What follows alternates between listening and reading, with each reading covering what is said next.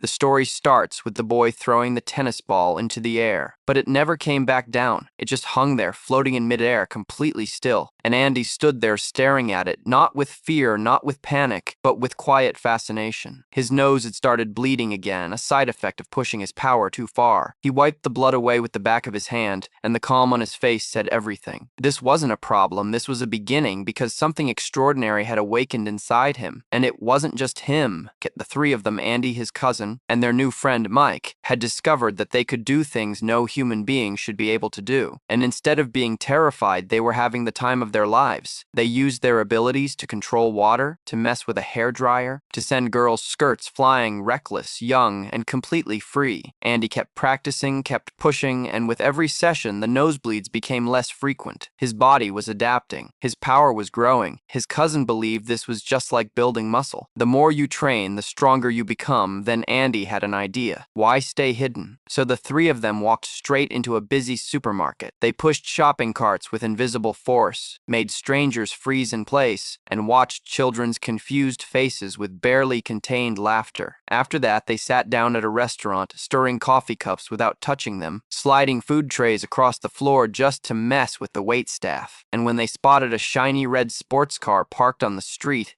they moved it just a few feet. Then they sat back and waited. Kenny, when the owner returned and found his car in a completely different spot, his face said it all. The three of them couldn't hold it together. They burst out laughing. But among the three, one stood above the rest. Andy. Quiet, thin, and easy to overlook, he was by far the most powerful. He had been carrying a camera everywhere since this started, recording everything, documenting every shift in their abilities. He wasn't just exploring this power, he was trying to understand it. But let's go back to 3 days before all of this began.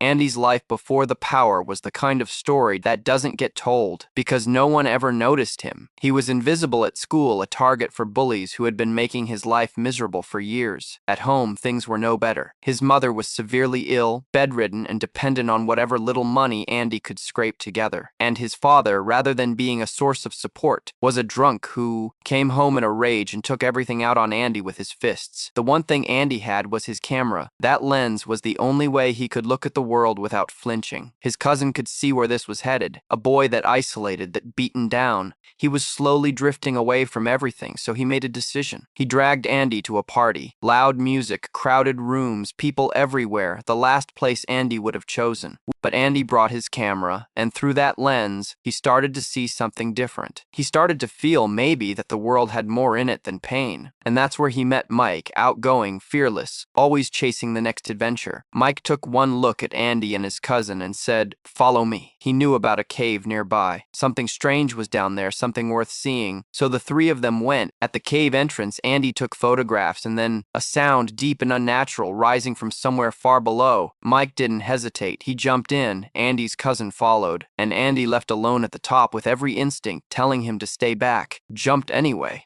Inside it was pitch black. Andy called out, no answer, just silence and darkness pressing in from every side. And then he heard them laughing. They had kept walking deeper and deeper into the cave, and they wanted him to follow, so he did. And that's when the camera started to flicker. There it was, a massive stone unlike anything natural. Its surface pulsed with a deep, unsettling blue glow, and a low humming filled the air around it. Mike, never one to hesitate, reached out and touched it. The moment his fingers made contact, the stone shifted, blue bleeding slowly into burning red. Then the camera died completely. Then so did Mike. They all lost consciousness. When they woke up, Mike was floating, not falling, not jumping, floating suspended in the air with no explanation, no wire, no trick. His cousin tried next. He stood up, reached for something invisible, and crashed straight to the floor. But Andy? Andy barely thought about it. He felt something gather around him, some invisible force responding to his mind, and then he rose, higher and higher, breaking through the clouds, the wind rushing past him, the earth shrinking below. The three of them flew that day, free and untethered, the sky entirely theirs, until a private aircraft cut through the clouds without warning. The force of its wake hit Mike like a wall. He was knocked from the sky. He plummeted. Andy moved without thinking. He reached out across the distance between them and caught Mike, slowing his fall, lowering him gently to the ground. Mike landed safely. It was the first time Andy had saved someone. It would not be the last. Their powers kept growing, and the three of them decided they needed to understand where this had all started. They packed up and went back back to find the cave, it was gone, collapsed, sealed as if it had never existed, which meant one thing: whatever had happened in there, it had happened to them alone. They were the only ones. On the drive back, the sky opened up. Rain hammered the windshield as the three of them sat in the car, talking over everything. Then a horn blared from behind, loud, obnoxious, relentless. Andy felt something shift inside him, a surge of irritation rising faster than he could control it. One moment of anger, one careless thought, and the car behind them flew sideways into the river. The silence that followed was absolute. No one moved. Then Mike was already out the door and in the water. Pulling the driver to safety, the man survived. But the look on Andy's face, the shock of what he had almost done, that lingered. His cousin turned to him. No yelling, just 3 rules, spoken clearly. Never use the power on another living person. Never act from anger. Never let the outside world know what they could do, Andy agreed. He had no choice. And honestly, he knew the cousin was right. But even then, something had been set in motion. Later, the 3 of them stood on a rooftop and talked about the future. Andy spoke quietly about his dream: to fly to the highest peak in the world, to see everything he had never been allowed to see, to be free in a way his life had never let him be. His cousin interrupted him immediately. He had a better idea: a talent show campus, Camp's girls fame. So they signed up. Racken, his cousin, built the set. Mike pumped up the crowd, and Andy walked onto that stage and performed something that no one in that room would ever forget. He held a deck of cards, let them scatter into the air, and with a thought, every single one flew back to his hand. He launched small balls upward, and they hovered, moving on their own in impossible patterns. The crowd went silent for one breathless second, and then erupted. For the first time in his life, people were looking at Andy, not past him, not through him, at him. He became known overnight. Girls who had never noticed him suddenly did. And Andy, who had spent his whole life invisible, began to enjoy it, maybe a little too much.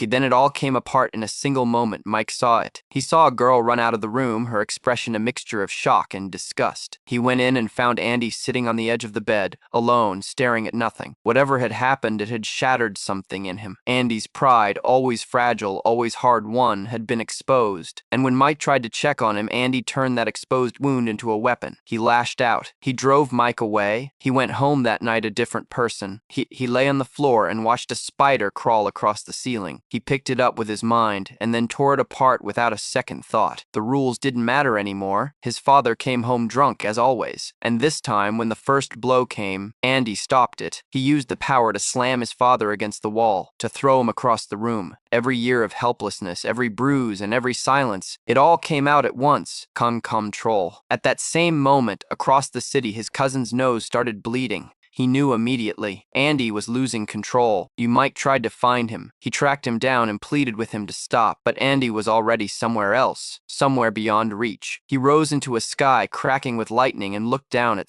the city below him like it was something he could crush. Kirill, his cousin, arrived in the air beside him. He had heard about what happened, the incident, the rumors, the humiliation spreading through the school. He wanted the truth. Andy gave him nothing but cold silence and left. The next day, school was a nightmare. The story had spread everywhere. People whispered as he walked past, and the same bullies who had tormented him for years were already circling again. Something in Andy finally snapped. What he did to them, he recorded it himself. He stood in the school bathroom with his camera and broadcast exactly what he could do, who he was, and what he was capable of. When his cousin found out, he confronted Andy immediately. His voice was firm. Andy had broken every rule they had set. He was becoming dangerous, not just to himself, but to everyone around him. Andy didn't want to hear it. They argued. It escalated. His cousin raised a hand to stop him and realized he couldn't touch him. Andy's power deflected everything. His cousin stood there, powerless to reach him, and Andy walked away. The next morning, Andy prepared carefully. He pulled out a uniform, the kind belonging to emergency services, and put it on piece by piece, a protective mask over his. He walked out into the street, found a man he had marked as a target, raised his arm like a pistol, and fired an invisible force that sent the man flying. People scattered, screamed, ran. Andy hit him again. The man collapsed and didn't get back up. Andy landed in the middle of the road, looked around at the chaos he had made, and flew away. He needed money. His mother's treatment costs were mounting, and $60 was all he had left. It wasn't enough. So he broke into a gas station. He blasted the attendant out of his way with a single thought, ripped open the cash register with his mind, and watched the bills fly into his bag. He moved fast. He moved without hesitation, but as he turned to leave, the attendant recovered and raised a gun. Andy stopped the bullets in the air. He turned them around, sent them back. The gun misfired. The gas station exploded. The attendant died in the fire, and Andy, burned and barely conscious, was pulled from the wreckage. He woke up in a hospital bed with his father sitting beside him, the man's face hollowed out by grief. Through tears, his father said that his mother was already gone, that Andy was all he had left, that he had driven his own son to this. He stood up and screamed at himself, at everything, at the years of failure. And at that exact moment, far away, his cousin's nose started bleeding again. He arrived at the hospital to find it already in chaos. Andy had regained consciousness, and he had brought the full weight of his power with him. He picked his father up with one hand and held him over the air conditioning unit and let go. His cousin lunged forward, caught the man, and set him gently on the ground. Then he pulled back before anyone could see him and disappeared from the scene. But Andy was not done. Again, he found his cousin's car and flipped it over without touching it. Then he rose into the air and went looking for something to destroy. His cousin followed him into the sky. They faced each other above the city, high above the streets below. Andy looked down and saw the crowd gathering, and responded by shattering every window in sight. Glass rained down in every direction. His cousin begged him to stop. Andy couldn't hear him anymore. Furzy couldn't hear him more. He was too far gone. Then a car careened out of control below and slammed into his cousin. He fell. The two of them clashed in the air, two brothers, two friends, tearing apart everything around them. Buildings cracked. Cars overturned. The city below fell into chaos, and then Andy's body gave out. He collapsed from the sky. Arakan. A wall of police officers surrounded him the moment he hit the ground. He forced himself upright. They opened fire. Andy reached out and froze every bullet in place, then redirected them, one by one, back toward the guns that had fired them. His cousin watched from a distance, barely standing. He had one move left, one chance to reach what remained of Andy. He stumbled into the open and called out to him, not with power, but with his voice. With everything they had once been to each other, Andy looked at him, really looked. And for a moment, just a moment, something behind his eyes shifted. His cousin made a choice. He pretended to collapse. He let the police swarm the scene and sweep him up, and in the chaos he slipped away, rising quietly into the night sky and disappearing before anyone could see. 1 year later, he stood alone at the top of the world Mount Everest, the highest peak on Earth, wrapped in silence and cold and sky. Andy had wanted to come here, had dreamed about it on that rooftop, in that other life, before everything fell apart. His cousin had made it for him. In Andy's memory, alone at the summit, he fulfilled the only dream Andy had ever spoken out loud. So, that's the story. What did you think? Drop your thoughts in the comments below. If you enjoyed this recap, make sure to like the video and subscribe for more stories just like this. See you in the next one.